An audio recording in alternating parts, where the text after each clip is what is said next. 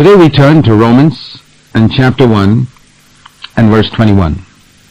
आज हम रोमियो के पत्र के पहले अध्याय और उसके 21वें वचन की ओर मुड़ते हैं। In Romans 1, Paul is trying to establish the guilt of fallen man. Romeo 1 में पौलुस पाप में गिरे हुए मनुष्य के दोष को स्थापित करने की कोशिश कर रहा है। See, there are two types of sinners in the world. One is the godless, immoral sinner who openly sins. And the other is the religious sinner. देखिए, दुनिया में दो प्रकार के पापी होते हैं। एक है अधार्मिक, अनैतिक पापी जो खुलेआम पाप करता है, और दूसरा है धार्मिक पापी Who's got a lot of religion about him, whichever religion it may be, and goes through a lot of religious activities, but his heart and his inner life is just as corrupt and impure as anybody else's. जिसके पास बहुत सारा धर्म है, चाहे वह कोई भी धर्म का क्यों ना हो, और वह बहुत सी धार्मिक गतिविधियां करता है, लेकिन उसका दिल और उसका आंतरिक जीवन उतना ही भ्रष्ट और अशुद्ध होता है जितना किसी और का। But he pretends that he's holy. लेकिन वह दिखावा करता है कि वह पवित्र है। And in Romans chapter 1, Paul is dealing with the first type of sinner. और रोमियो अध्याय 1 में पौलुस पहले प्रकार के पापी के बारे में बात कर रहा है। And in Romans chapter 2, he is dealing with the second type of sinner. और रोमियो अध्याय 2 में पौलुस दूसरे प्रकार के पापी के बारे में बात कर रहा है। You know, Jesus once told a story in Luke chapter 15 about a man who had two sons. आप जानते हैं, प्रभु यीशु ने लूका अध्याय 15 में एक कहानी सुनाई थी। एक व्यक्ति के दो बेटे थे, An elder son and a younger son. The younger son is a picture of the sinner described in Romans chapter 1, the godless, immoral person who goes out and does so many wrong things. एक बड़ा बेटा और एक छोटा बेटा। छोटा बेटा उस पापी का प्रतीक है जो रोमियो अध्याय 1 में बताया गया है, एक अधार्मिक, अनैतिक व्यक्ति जो घर छोड़कर चला जाता है और बहुत सी गलत चीजें करता है। And Romans chapter 2 is a picture of the elder son who lived at home but whose heart was just as wicked. और रोमियो अध्याय 2 में बड़े बेटे की तस्वीर है। वह घर पर ही रहता है, लेकिन उसका दिल उतना ही दुष्ट और कपटी होता है। See his attitude to his younger brother when the younger brother came back, which indicates how wicked the older brother was. देखिए, उसने छोटे भाई के प्रति इसका रवैया कैसा था। वही उसका असली स्वभाव दिखाता है। जब छोटा भाई लौट कर आया तो इसने यह दिखाया कि बड़ा भाई कितना दुष्ट था। And at the end of the story you find it's the older brother who's outside the house. So it's religious people who find salvation difficult to receive. और कहानी के अंत में आप पाते हैं कि बड़ा भाई घर के बाहर रह गया। इसका अर्थ यह है कि धार्मिक लोगों के लिए उद्धार प्राप्त करना कठिन होता है। Peter says in 1 Peter chapter 4, it is with difficulty that the righteous is saved. पत्रस ने पहला पत्रस 4:18 में कहा है कि यदि धर्मी ही कठिनाई से उद्धार पाए। Even a righteous person righteous means humanly righteous. It's very difficult for him to be saved because he thinks he's so holy. He thinks he's so good. He thinks because he goes to meetings and reads the Bible and prays and sings, God accepts him. God doesn't. यहाँ धर्मी का अर्थ है मनुष्य की दृष्टि में धार्मिक, और ऐसे व्यक्ति के लिए भी उद्धार पाना बहुत कठिन होता है, क्योंकि वो सोचता है कि वह तो बहुत पवित्र है। वह सोचता है कि क्योंकि वह सभाओं में जाता है, बाइबल पढ़ता है, प्रार्थना करता है, भजन गाता है, इसलिए परमेश्वर उसे स्वीकार करता है, लेकिन परमेश्वर स्वीकार नहीं करते। God's standard is 100% and nobody attains it. We have to come to God as sinners. कि परमेश्वर का मापदंड 100% है और कोई भी मनुष्य उस मापदंड तक नहीं पहुंच सकता। हमें परमेश्वर के पास एक पापी के रूप में आना होता है। And he is establishing the guilt of these two types of sinners in Romans chapter 1 and chapter 2. And if we keep that in mind as we go through, first of all he deals with the person who is godless. और पौलुस Romeo अध्याय 1 और 2 में इन दोनों प्रकार के पापियों का दोष स्थापित कर रहा है। यदि हम इसे ध्यान में रखें तो हम समझ पाएंगे कि पहला वह उस व्यक्ति से निपट रहा है जो अधर्मी है। Romans 1:21, he talks about those who knew God but did not honor him as God or give thanks. They became futile in their speculations and their foolish heart was darkened. Romeo 1:21 में वह ऐसे लोगों की बात करता है जो परमेश्वर को जानकर भी उसे परमेश्वर के रूप में आदर नहीं देते और धन्यवाद नहीं करते, बल्कि व्यर्थ विचारों में पड़ जाते हैं और उनका मूर्ख मन अंधकारमय हो जाता है। Now, in Romans chapter 1, verse 21, all the way down to verse 32, it's like a slippery slide, a slide that goes all the way down to the bottom. हम रोमियो 1 को 21 वचन से लेकर 32 वचन तक पढ़ते हैं तो यह एक फिसलन भरी ढलान की तरह है, एक ऐसी ढलान जो नीचे की ओर जाती है। And there are terrible sinners described in verse 30, slanderers, haters of God, insolent, arrogant, boastful, inventors of evil, and so on. और 30वें वचन में जिन भयानक पापियों का वर्णन है, जैसे चुगली करने वाले, परमेश्वर से बैर रखने वाले, अभिमानी, घमंडी, बुराई के आविष्कार और इसी तरह के अन्य लोग। People who are full of envy, verse 29, murder, strife, deceit, etc. That is the depth of sin. वे लोग जो 29वें वचन में बताए अनुसार डाह, हत्या, झगड़े, छल, कपटी आदि से भरे होते हैं, यह पाप की गहराई है। But how do people reach that depth of sin? Where do they start? Which is the first step downwards? पर सवाल यह है कि लोग इस पाप की गहराई तक पहुंचते कैसे हैं? इसकी शुरुआत कहां से होती है? पहला कदम नीचे की ओर कौन सा होता है? That you see in verse 21. Even though they knew God, they did not honor Him as God or give thanks. They did not glorify Him as God. They did not give God first place in their life. Romeo 1:21 में हम इसे देख सकते हैं। उन्होंने परमेश्वर को जानकर भी उसे परमेश्वर के रूप में महिमा नहीं दी और उसका धन्यवाद नहीं किया। उन्होंने उसे परमेश्वर के रूप में आदर नहीं दिया। उन्होंने उसे अपने जीवन में पहला स्थान नहीं दिया। Do you know that all sin begins here? क्या आप जानते हैं कि हर पाप की शुरुआत यहीं से शुरू होती है? We don't give God the place He deserves in our life. हम परमेश्वर को उसकी सही जगह नहीं देते जिसके वह योग्य है हमारे जीवन में। And we don't give thanks to Him for all that He does for us. We are ungrateful and self-centered. और उसके सभी कार्यों के लिए धन्यवाद नहीं करते। हम अहंकारी और आत्म केंद्रित बन जाते हैं। All sin begins, as described in verse 21. We don't honor God as God and we don't give Him thanks. हर पाप की जड़ यही है, जैसा कि वचन 21 में बताया गया है। हम परमेश्वर की महिमा नहीं करते और उसका धन्यवाद नहीं करते। We're self-centered, that even when God blesses us, we think we deserve it. हम आत्म केंद्रित हो जाते हैं, यहाँ तक कि जब परमेश्वर हमें आशीष देता है तब भी हम सोचते हैं कि हम इसके योग्य हैं। And you know, a lot of Christians are like that. आप जानते हैं बहुत सारे मसीही ऐसे ही हैं। They don't give God first place in their life. They do give God some place. I mean, they go for meetings and say a few things to God, nice things in prayer, but it's maybe their business or their home or their job or their wife or somebody who is more important in their life, not God. वे परमेश्वर को अपने जीवन में पहला स्थान नहीं देते। लोग अपने जीवन में परमेश्वर को कुछ स्थान तो जरूर देते हैं, जैसे सभाओं में जाना, प्रार्थना में कुछ अच्छे शब्द कहना, लेकिन फिर भी शायद उनका व्यवसाय, उनका घर, उनकी नौकरी, उनकी पत्नी या कोई और व्यक्ति उनके लिए परमेश्वर से अधिक महत्वपूर्ण होता है। God doesn't have first place, and when God doesn't have first place in your life, you can say that you're a backslider already. परमेश्वर उनके जीवन में पहले स्थान पर नहीं होते, और जब परमेश्वर पहले स्थान पर नहीं होते तो आप यह कह सकते हैं कि वह व्यक्ति पहले से ही आत्मिक रूप से पीछे हट चुका है। You may not be doing evil things on the outside, but God doesn't have first place in your life. भले ही आप बाहर से कोई बुरा काम न कर रहे हो, लेकिन परमेश्वर आपके जीवन में पहले स्थान पर नहीं है। A true disciple of Christ is one who has given first place to God. God's absolutely number one. मसीह का एक सच्चा शिष्य वही है जिसने परमेश्वर को अपने जीवन में पहला स्थान दिया है। परमेश्वर पूर्ण रूप से उसके जीवन में पहले स्थान पर है।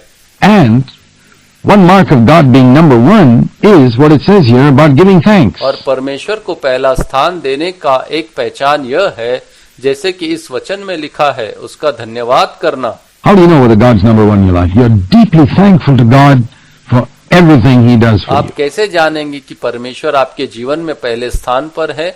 आप हर बात के लिए परमेश्वर के प्रति गहराई से धन्यवाद करेंगे।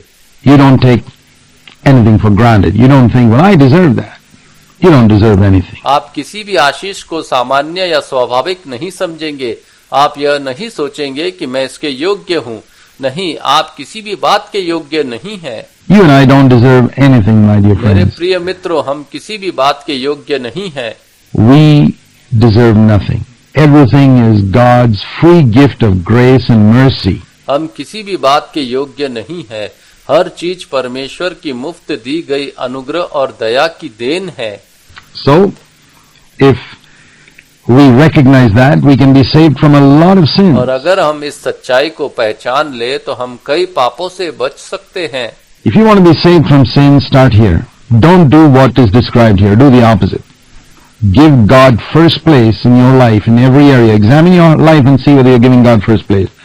अगर आप पापों से उद्धार पाना चाहते हैं तो यही से शुरुआत करें। जो यहाँ वर्णित है वह मत कीजिए, इसके विपरीत कीजिए। अपने जीवन में हर क्षेत्र में परमेश्वर को पहला स्थान दीजिए। अपने जीवन की जांच कीजिए और देखिए क्या आप वास्तव में हर बात में परमेश्वर को पहला स्थान दे रहे हैं। And see whether you're grateful to God for everything He's given you. To begin with, physical health. और यह भी देखिए कि आप हर उस आशीष के लिए परमेश्वर के प्रति कृतज्ञ है जो उसने आपको दी है। हम इससे शुरुआत कर सकते हैं। आपकी शारीरिक सेहत। Are you thankful to God for physical health? क्या आप अपनी शारीरिक सेहत के लिए परमेश्वर का धन्यवाद करते हैं? For your home, for your parents, for your family, क्या आप अपने घर, अपने माता पिता, अपने परिवार के लिए, for the fact you have a job, for the fact you have many blessings God's given you. Don't compare yourself with somebody who has more than you and keep wishing that you had more. That's the way the devil traps you into covetousness and jealousy and greed. इस बात के लिए कि आपके पास नौकरी है और अनेकों आशीषों के लिए परमेश्वर का धन्यवाद करते हैं जो उसने आपको दी है। दूसरों से तुलना मत कीजिए जिनके पास आपसे अधिक है, और यह इच्छा मत कीजिए कि आपके पास भी वैसा ही हो। यही शैतान का जाल है जिससे वो आपको लोभ, ईर्ष्या और लालच में फंसाता है। To make your life miserable, then you find yourself murmuring and complaining instead of giving thanks. ताकि आपका जीवन दुखी हो जाए और तब आप खुद को कुड़कुड़ाते, शिकायत करते पाते हैं, जबकि आपको धन्यवाद देना चाहिए। See, when people murmur and complain, you can be absolutely sure they haven't given God first place in their life. जब लोग कुड़कुड़ाते और शिकायत करते हैं तो आप निश्चय जान लीजिए कि उन्होंने परमेश्वर को अपने जीवन में पहला स्थान नहीं दिया है। You can be absolutely sure they are backsliders. They have already started going down. Maybe they haven't reached the bottom yet of being slanderers and haters of God like it's described in the end of chapter 1, but they're on their way there. आप यह भी निश्चित मानिए कि वे आत्मिक रूप से पीछे हट चुके हैं। शायद उन्होंने अभी तक अंत तक गिरावट नहीं पाई, जैसे रोमियो पहले अध्याय के अंत में लिखा है। चुगली करने वाले, परमेश्वर से बैर रखने वाले, लेकिन वे उसी रास्ते पर है।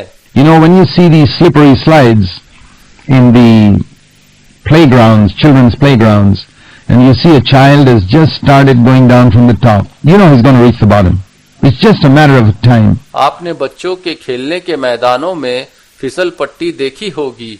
जब कोई बच्चा ऊपर से नीचे फिसलना शुरू करता है तो आप जानते हैं कि वह कुछ ही सेकंड में नीचे पहुंच जाएगा, और यह केवल समय की बात है। Just a couple of seconds and he's at the bottom. यह 1 या 2 सेकंड की बात है और वह नीचे पहुंच जाएगा। But right now he's at the top. He's only started coming down. लेकिन अभी भले ही वह ऊपर हो, लेकिन उसने फिसलना शुरू कर दिया है। And it could be like that in your life. When you don't give thanks, when you don't give God the first place, you're at the top of that slide. It's just a matter of time before your backsliding goes all the way down to the bottom. आपके जीवन में भी ऐसा ही हो सकता है। जब आप परमेश्वर का धन्यवाद नहीं देते, आप कृतज्ञ नहीं होते, जब परमेश्वर आपके जीवन में पहले स्थान पर नहीं है, तो भले ही आप उस फिसल पट्टी के सबसे ऊपर खड़े होते हैं, आप नीचे फिसलने लगेंगे। यह केवल कुछ समय की बात है। And you won't be able to stop it. और कोई भी आपको रोक नहीं पाएगा। So please be careful in these areas if you're serious about experiencing the full gospel. इसलिए कृपया इन बातों में सावधान रहे अगर आप सच में पूरे सुसमाचार का अनुभव करना चाहते हैं।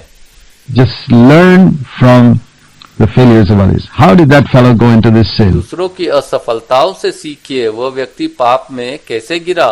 By not glorifying God as God, not giving Him the place He deserves as the creator of this universe. इसलिए कि उसने परमेश्वर को परमेश्वर के रूप में महिमा नहीं दी, उसे इस आकाश मंडल के सृष्टिकर्ता के रूप में उसका योग्य स्थान नहीं दिया। And secondly, not giving thanks. और दूसरी बात, उसने धन्यवाद नहीं दिया। But they became futile in their speculations, and their foolish heart was darkened. Professing to be wise, they became fools. परिणाम स्वरूप जैसा कि लिखा है, वे अपने विचारों में व्यर्थ हो गए और उनका मूर्ख हृदय अंधकारमय हो गया। उन्होंने बुद्धिमान बनने का दावा किया, लेकिन मूर्ख बन गए। The world is full of people who imagine that they are very clever. आज दुनिया ऐसे लोगों से भरी हुई है जो सोचते हैं कि वे बहुत बुद्धिमान हैं। There are people who even try to say there are a lot of mistakes in the Bible. कुछ लोग तो यहाँ तक दावा करते हैं कि बाइबल में बहुत सारी गलतियां हैं। And they imagine themselves to be so clever, so wise, so arrogant. और वे स्वयं को बहुत चतुर, बहुत ज्ञानी और बहुत समझदार समझते हैं। But their foolish heart was darkened. You see, speculation mentioned in verse 21 is something to do with our mind. लेकिन वास्तव में उनका हृदय अंधकारमय हो चुका होता है।